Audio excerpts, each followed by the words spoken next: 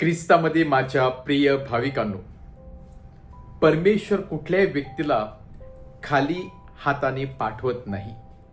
तर प्रत्येक व्यक्तीमध्ये परमेश्वर काही ना काही कलागुणांचा विकास करत असतो. काही ना काही टॅलेंट्स त्या व्यक्तीमध्ये भरभरून देत असतो.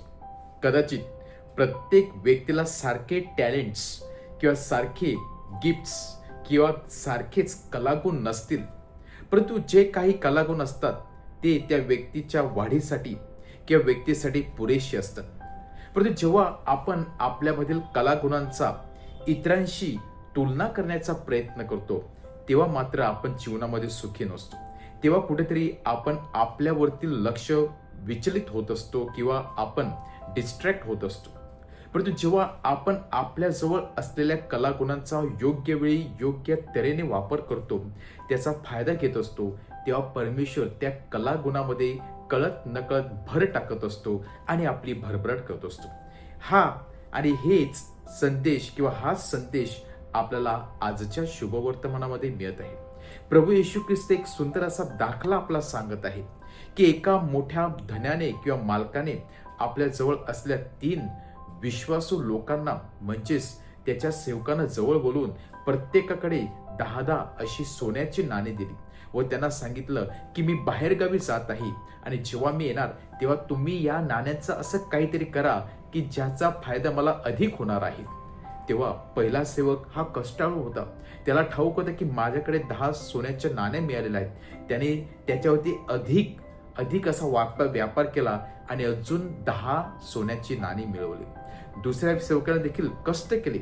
जरी त्याच्याजवळ 10 सोन्याचे नाणे होते तरी त्याचे कष्ट कमी पडले नाहीत. त्याने त्याच्या परीने कष्ट केले. त्या अजून 5 सोन्याच्या नाण्या मिळवल्या. परंतु जो शेवटचा होता त्याने ती नाणी त्या रुमालामध्ये बांधून तशीच ठेवली. काही कष्ट केलं नाही, फक्त रडत बसला आणि फक्त आपल्या मालकाला दोष देत बसला. जेव्हा मालक येतो तेव्हा तो पहिल्या आणि दुसऱ्या सेवकाला फार शाबासकी देतो. त्याने जे कष्ट केलेले होते त्याविषयी त्यांना तो शाबासकी देऊन त्याचं कौतुक करतो व त्यांना चांगली अशी जबाबदारी देतो. परंतु जो शेवटचा व्यक्ती होता त्याच्यावरती मात्र मालक नाखुश होतो. त्याच्यावरती मालक रागावतो, कारण इतके दिवस त्याने ते सोन्याच्या नाणी रुमाला बांधून ठेवल्या, त्याच्यावरती काही कष्ट केलं नाही. त्याचा फायदा मात्र सेवकाला मालकाला झाला नाही. आणि म्हणूनच मालक सांगत आहे, या व्यक्तीकडून जे काही सोन्याच्या नाण्या असतील ते काढून घ्या आणि इतरांना द्या की जे त्याच्यावरती अजून कष्ट करतील आणि अजून मिळवतील.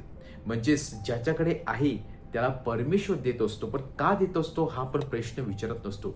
परमेश्वर का देत असतो? कारण ती व्यक्ती कष्ट करत असते, ती व्यक्ती प्रयत्न करत असते, ती व्यक्ती त्या आपल्या कामामध्ये जीव टाकत असते, तन मन देऊन ते काम करत असते आणि म्हणून यश त्या व्यक्तीच्या हातामध्ये पदरामध्ये पडत असते. जी व्यक्ती आळशी असते किंवा रडत बसत असते किंवा आपल्याजवळ असलेल्या कलागुणांच्या इतराशा कलागुणांची तुलना करत असते, ती व्यक्ती मात्र यशस्वी होऊ शकत नाही, जीवनामध्ये सुखी नसते. आणि म्हणूनच आज प्रभू येशू ख्रिस्त आपल्या सर्वांना सांगत आहे की आपल्या प्रत्येकाला काही ना काही परमेश्वराने कलागुणांनी आपल्याला वेढलेलं आहे, कलागुणांनी आपल्याला भरलेलं आहे. परंतु त्या कलागुणांचा आपण कशा प्रकारे वापर करत असतो? खरोखरच त्या कलागुणांना आपण वाव देतो का? त्या कलागुणांचा आपण नक्कीच चांगल्या प्रकारे प्रयत्न करण्याचा प्रयत्न करतो असतो का? किंवा त्या कलागुणांना आपण तशाच प्रकारे जमिनीमध्ये गाडून ठेवतो किंवा रुमालीमध्ये आपण बंद करून ठेवतो का? कधी कधी जसं आपलं वय वाढत जाते तसं आपल्याजवळ असलेल्या कलागुणांचा देखील नाश होत जातो. कलागुणांचा नाश आपोआप होत नसतो, त्याला आपण कारणीभूत ठेवत असतो. आणि म्हणूनच मनुष्यामधील आनंद, मनुष्यामधील शांती ही का नष्ट होते? कारण जेव्हा मनुष्य स्वतः काम करण्यासाठी थांबत असतो, जेव्हा कष्ट करण्यासाठी थांबत असतो, जेव्हा व्यक्ती आपलं तन मन देऊन काम करत नाही, तेव्हा मात्र व्यक्तीचा हळूहळू अंत होत असतो. त्याच्यामध्ये जी एनर्जी असते, त्याच्यामध्ये जो आनंद असतो, त्याच्यामध्ये जी शांती असते, त्याचा देखील ऱ्हास होत असतो. आणि म्हणूनच दररोज जे कलागुण परमेश्वराने आपल्याला दिलेले आहेत ते कलागुण आपण जोपासण्याचा प्रयत्न केला पाहिजे. त्या कलागुणावरती दररोज कार्य करून ते कलागुण कशा वाढवता येतील, इतरांच्या सेवेसाठी आपल्याला कशा प्रकारे वापरता येतील त्यासाठी आपण प्रयत्न केला पाहिजे. आणि जी व्यक्ती मनापासून प्रयत्न करते, जी व्यक्ती आपल्या कार्यामध्ये पूर्ण मन तन लावत असते, हृदयाने कार्य करत असते, त्या व्यक्तीला परमेश्वर नक्कीच आशीर्वादित करत असतो, सक्सेसफुल बनवत असतो. तर आपल्याजवळ असल्या कलागुणाबद्दल आपण परमेश्वराला धन्यवाद देऊया. जे काय आहे त्यासाठी परमेश्वराचे ऋणी असूया आणि पूर्ण अंतःकरणाने आपण परमेश्वराला धन्यवाद देऊन त्या कलागुणांचा चांगल्या प्रकारे वापर करून आपण ते कलागुण परमेश्वराला परत एकदा चांगल्या प्रकारे परत करण्याचा प्रयत्न करूया. आमेन.